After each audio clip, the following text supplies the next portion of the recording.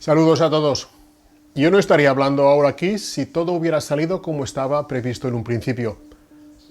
Pero no fue el caso, por suerte para mí. Las películas son una combinación de gente, de recursos, de intenciones en un momento dado. Cambia uno solo de estos ingredientes y la película será distinta. Cillian y su gente querían contar de manera diferente el último reto del proyecto Summits of My Life. Querían llegar a un público más amplio, no solo a los montañeros y corredores. Querían ir un paso más allá. Imaginaban una película para ver en el cine. Eso significa larga, de más de 80 minutos de duración, que además de la ascensión al Everest, contará la historia de Cillian y que se entendiera por sí sola, sin necesidad de ver los documentales anteriores. Era 2016 y se montó un equipo para el proyecto. Seb Montaz continuaría grabando la acción y coordinando un equipo sobre el terreno, pero el guión y la historia los cocinaría Jaume Martí, un reconocido montador de cine premiado con Gaudís y Goyas. Pero ese año 2016 no hubo cima. Y en 2017 todo fue muy rápido. En 15 días Cillian fue al Nepal, hizo cima 2 veces y regresó con las imágenes. ¡Pim pam! Pero entonces pasó lo de JJ Bayona, que estaba montando Parque Jurásico en Londres, con retraso, que necesitaba a su otro montador de confianza, Jaume Martí. No le podía decir que no, se iba para 3 meses y ya no podría encargarse de Everest. Hacía falta una especie de señor lobo, a lo Pulp Fiction, que solucionara la papeleta. Me propusieron el proyecto. Casi no conocía a Cillian. Era un reto del copón. Yo tenía experiencia en documentales, en ultratrail y en montaña. También tenía un nudo en el estómago y unas cosquillas un poco más abajo. Evidentemente dije sí. Lo primero era saber con qué imágenes contaba. Empecé a visionar lo más reciente, 2017. Había buen material, pero muy escaso. Lo destacable es que no se ve la cima en ninguno de los 2 intentos. Estamos hablando de hacer una película donde el clímax ocurre en la cumbre del Everest y no lo vamos a ver. Aquí el reto toma su auténtica dimensión. Dificultad extrema, bueno, como todo lo que hace él. ¿Tú qué la pillarías? ¿Para aquesta mitja lluna? A ver las imágenes de 2016. Ahí destacan 3 secuencias brutales de Seb. Entran seguro. Atención, Pero sumando esto, seguimos sin conseguir nuestra película. Empiezo a visionar todo lo hecho anteriormente. Los documentales y los brutos de rodaje de Summits. Los episodios de Salomón TV. Y mucho material de ese donde Cillian se va grabando haciendo sus cosas. Encuentro algunas perlas, pero aún no son suficientes. 2 meses enteros visionando y buscando material, remontando hasta la infancia con familiares y amigos. Para el guión empecé trabajando en una pizarra de 4 metros cuadrados, que luego pasé a una versión transportable. Cada post-it era una escena posible, que ordenaba, depuraba, volvía a ordenar, intentando la manera de completar el puzzle. Hasta que un día encontré esto. I feel dirty in a way. I feel dirty of that people is admiring me. I feel dirty of this world of fanatism and all that. So I need to clean myself, and the way I found is to do some things that it makes me closer to the death. Para mí esa fue la clave. Más allá de las proezas físicas de Cillian, había una motivación personal, intensa y dolorosa. Y eso para mí era muy interesante y universal. En esa época conocía poco a Cillian. Y antes de seguir con el guión, le comuniqué mi hallazgo y le planteé el enfoque de la película. Como en la vida, siempre hay luz y oscuridad. Y estuvo de acuerdo.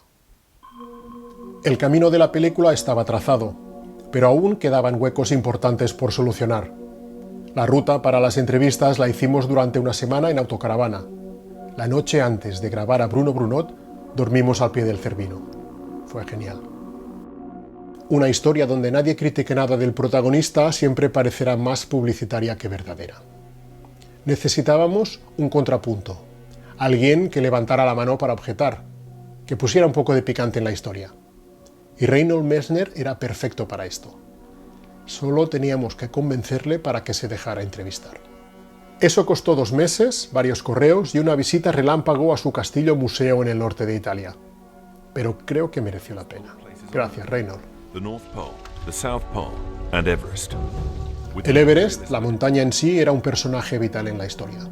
Lo que ha pasado allí a lo largo de los años, Los intentos, las expediciones, eso había que contarlo, pero ¿cómo? Los archivos son muy dispares, incompletos y muy caros. Casi todos los protagonistas están muertos. No tenía sentido grabar otra vez en la montaña. Por eso, la solución de contar su historia a base de dibujos fue aceptada al instante. Solucionaba las últimas lagunas del relato. Se tardó casi tanto tiempo en hacer el sonido de la película como en hacer todo el montaje.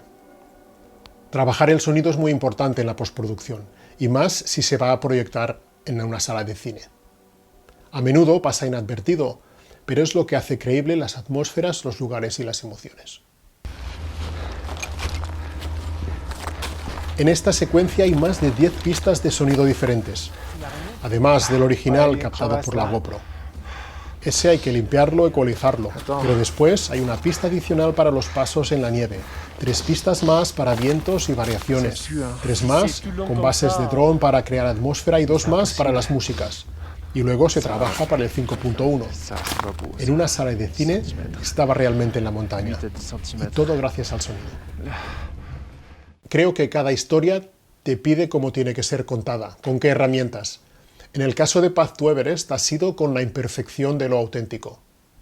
Sé cómo funcionan las cámaras y lo que podemos hacer con ellas. He estado en Nepal y he visto cómo es moverse por allí. Y no conozco a nadie capaz de acompañar a Kilian y grabarlo por encima de los 8.000 metros siguiendo su ritmo. Puedes salir horas antes y esperar a que pase por un punto para filmarlo.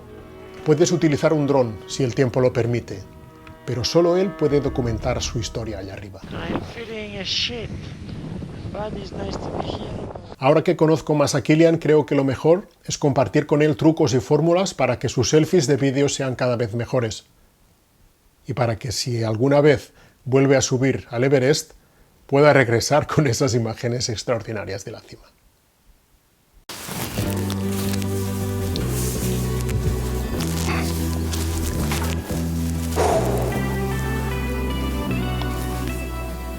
I know what you guys think. That's a weird setup, huh? Blue, pink backlight, nice softbox here. Samontal feels like he's a YouTuber. I've always dreamt to be a YouTuber, but today is a very special day. I've been asked to talk about Path to Everest. By the way, I hope you guys liked the film. It's a pretty good one. But it's not the truth. Truth is different. Life is different from a film. And I'm here to show you a few things, like the behind the scene, the backstage of it. It's far more interesting, by the way. I think there are 2 types of Himalayas. They're the dreamers and the doers. It's just like in real life. The doers are those doing what they said they would do, and they put everything they have into that goal. The dreamers are different. You know, the dreamers, we have dreamers all around there. They say they're going to do that, achieve this race, put that energy in the training. It never happens. Well, Kilian Jornet is part of them. Kilian is a dreamer. He thinks he's going to achieve things. Rarely happens. I know you're surprised to hear that, but that's the case.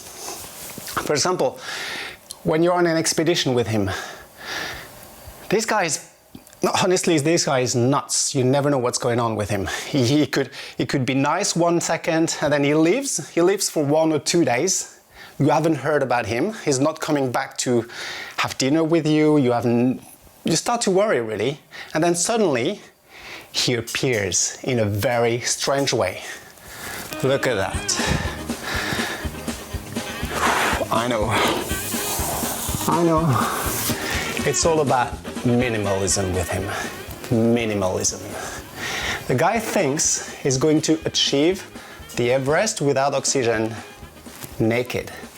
No running shoes, nothing. No suit, nothing. He's a dreamer. Kilian, it doesn't work this way. The proper way is like this. That's the correct way, Kilian. That's the way you should have gone, yes. Not just dream, but do. Well, it's good to be a dreamer in a way, because it took us 3 years to achieve this record, and yes, we did. But you know what? My favorite time, and maybe that's the case for others, is the expedition before last one, when there was so much snow that we could not even think about summiting Everest. This is it, that was over. And suddenly, very naturally, we took our skis and went to a slope nearby. The perfect triangle, the face you dream to ski in the Pyrenees or in the Alps. Easy going, between friends. I'll show you. Look at this. Look at this.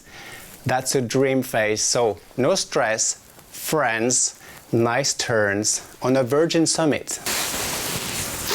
From a filming point of view, what I was really surprised is to be able to shoot aerials the way we did.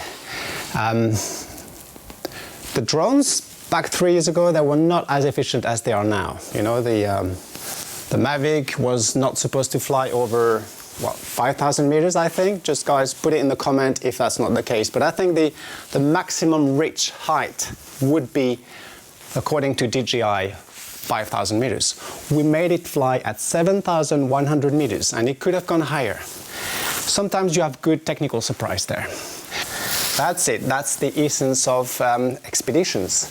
Yes, it's about dreaming, but there's something far more important that Kilian never forgot.